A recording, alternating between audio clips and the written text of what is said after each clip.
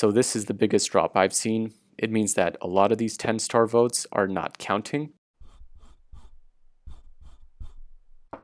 What's up, Alita Army? Doc Ito here with an Alita update. The doctor is in. Today, we're talking about the IMDb numbers. We have lost a point at IMDb, and it's important we all do our part to try to help. And make sure you do it the right way so your vote is actually counted. We're also talking about the IMAX situation, as well as the Blu-ray release date. And this article, why Jai Courtney signed on for his Alita Battle Angel cameo. Remember to like and subscribe to the channel, hit the bell, so you don't miss any of Doc Ito's free repairs. The IMDb numbers for Alita Battle Angel.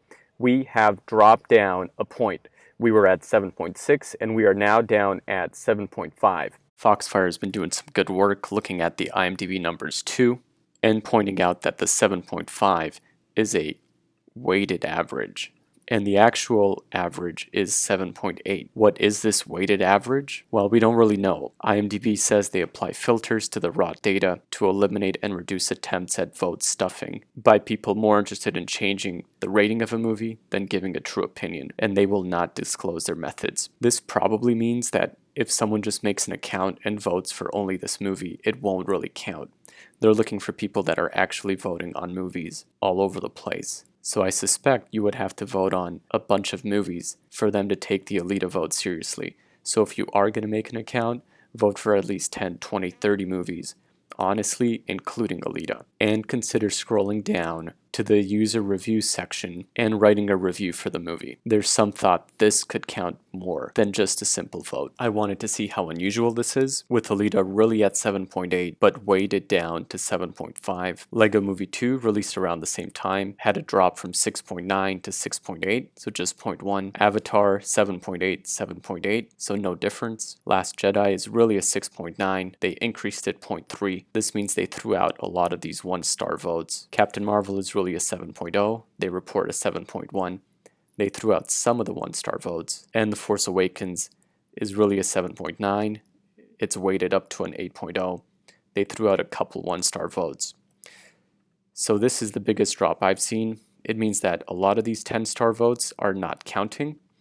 I suspect it's because people signed up and they have a single rating for Alita.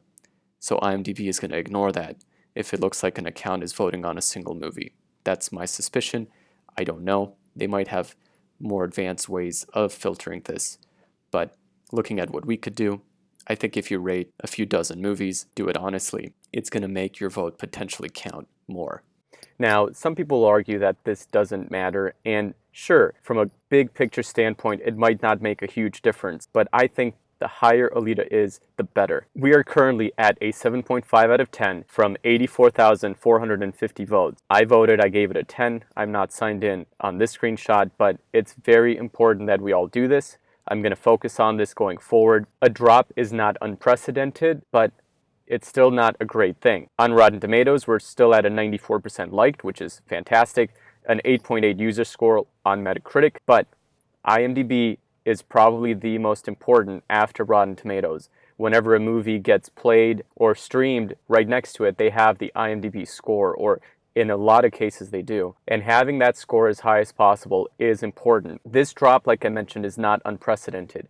You can see Star Wars The Force Awakens when it came out, or at least a little after it came out, it was an 8.4 when it had 444,000 votes. A little while later, when we were looking at 620,000 votes, it had fallen to 8.1. And this is with the Internet Archive Wayback Machine tracking these changes. Once we were at 700,000 votes, 8.1. And now, when we're looking at a 800,000 vote total, we're at an 8.0. So this movie fell 0.4. I don't think Alita will fall quite as much, but I would love to keep it at 7.5 or go back up to 7.6 if we can.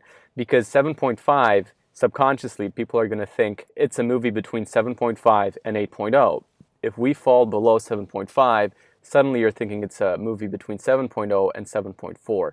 So keeping it at 8.5 or above, I think, is very important. When you break down the demographics, both males and females gave it an average score of 7.5. And interestingly, the age range that had the lowest score was 18 to 29. So come on, 18 to 29-year-olds, support the movie. Alita was awesome. If you haven't voted, if you don't have an IMDb account, I do recommend signing up and voting. and supporting the movie. Again, we're looking at things we can do right now. It's a lull where the movie is being pulled from theaters, where the Blu-ray isn't even available for pre-order, and this is just something that we could potentially do. Alita Tickets is still listing IMAX showings for Alita in May, but when we click to buy the tickets direct from the theaters, it's still showing Aladdin.